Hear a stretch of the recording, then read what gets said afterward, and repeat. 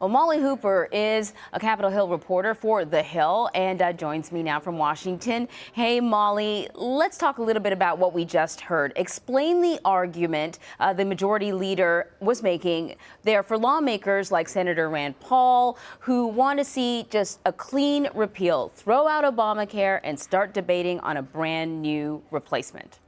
Well, the argument that the majority leader Kevin McCarthy is making refers to these arcane rules that have to do with the Senate.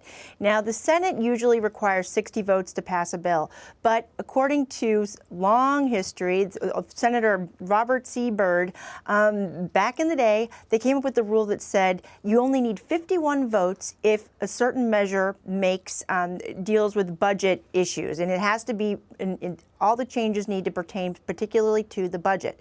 So McCarthy is making this argument that, guess what? We cannot do all these changes. We cannot repeal and replace with everything, because the extra portions of this, for example, of being able to buy insurance across state lines, that does not relate to the budget specifically. That has to be taken up at a later time. Well, conservatives say, guess what? We have the House, we have the Senate. Mike Pence is the vice president of the Senate at this point as the vice president. If they do want to make changes to this budget, quote unquote, reconciliation bill, then Mike Pence can be there to override the Senate parliamentarian. So they just don't buy this argument that you can't do everything at once right now. Yeah, in fact, they have 3 phases, and they've got to get a lot of people to sign off on all 3 of them to make this thing work. But what did you make of Speaker Paul Ryan's presentation yesterday? I know a lot of people are praising his PowerPoint skills, but other than that, the idea was to reach out to the conservative wing of the party. Do you think he did that? Well, he said something to the effect of, listen, this is a binary choice.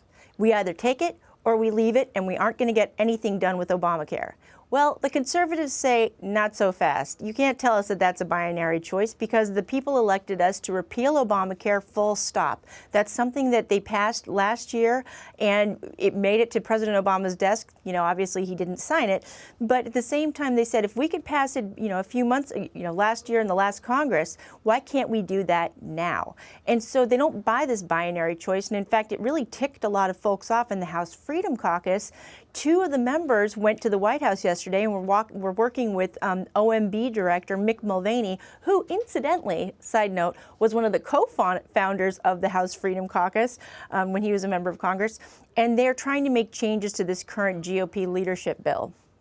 So Speaker Ryan says that he's aiming for a full House vote in the next couple of weeks. The clock is ticking, but I'm wondering at this point, is the Senate looking like it's going to be maybe a bigger challenge? I know we've heard from Senator Cotton from Arkansas. He's been very outspoken, at least in tweets, and he sort of feels like they're rushing things. This is so interesting, because it feels like today everything is done via tweeting. Whip counts, how members are going to vote, how senators are going to vote. Just look at their Twitter feed. What the president's going to do, look at his Twitter feed. It's actually a very unusual way to do business. That said, talking to members of the House Freedom Caucus, yesterday I was talking to a member from Kentucky, Rep. Thomas Massey, who said, guess what? This thing is dead as a doornail when it goes to the Senate. Even if the House Republicans are able to pass this with 218 votes, that means only 21 Republicans can vote against it, or else it is going to die, because likely no Democrats will vote for it in the House. If it makes it to the Senate, it's done.